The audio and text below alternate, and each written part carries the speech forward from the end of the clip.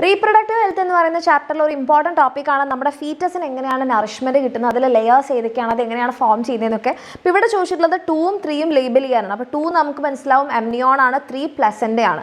ഇനി എങ്ങനെയാണ് 3 ഫോം ചെയ്യുന്നത്? 3 എന്ന് പറയുമ്പോൾ പ്ലസൻ്റയാണ്, അത് നമ്മുടെ എംബ്രിയോണിക് ടിഷ്യൂവും അതുപോലെ തന്നെ യൂട്രൈൻ ടിഷ്യൂവും ഗർഭാശയാന്തര കലകളും അതുപോലെ തന്നെ ഭ്രൂണ കലകളും ചേർന്നിട്ടാണ് രൂപപ്പെടുന്നത്.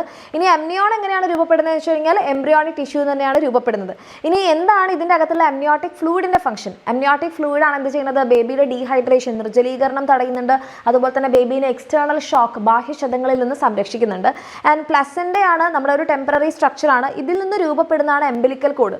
ഈ എംബിലിക്കൽ കോഡ് വഴിയാണ് കുഞ്ഞിലേക്ക് ഓക്സിജനും നറിഷ്മെൻറ്റും എത്തുന്നത്. അതേപോലെ തന്നെ വേസ്റ്റ് കുഞ്ഞിൻ്റെ ശരീരത്തിൽ നിന്ന് റിമൂവ് ചെയ്യുന്നതും ഇതുവഴിയാണ്. അതിവിടെ ചോദിക്കുന്നുണ്ട്, എങ്ങനെയാണ് കുഞ്ഞിൻ്റെ ശരീരത്തിൽ നിന്ന് വേസ്റ്റ് റിമൂവ് ചെയ്യുന്നത്? അത് എംബിലിക്കൽ കോഡിലെ പൊക്കിൾ കൂടിയാണ്.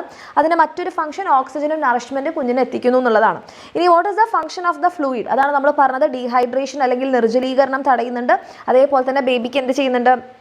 എക്സ്റ്റേണൽ ഷോക്ക് അല്ലെങ്കിൽ ബാഹ്യക്ഷതങ്ങളിൽ നിന്ന് സംരക്ഷിക്കുന്നുണ്ട്. അപ്പോൾ ഈ ഒരു ഡയഗ്രാം വളരെ പ്രധാനപ്പെട്ടതാണ്. ഓരോന്നും എങ്ങനെ രൂപപ്പെടുന്നു, ഓരോന്നിൻ്റെയും ഫംഗ്ഷൻ എന്താണ്, എന്തായാലും നോട്ട് ചെയ്ത് വെക്കാം.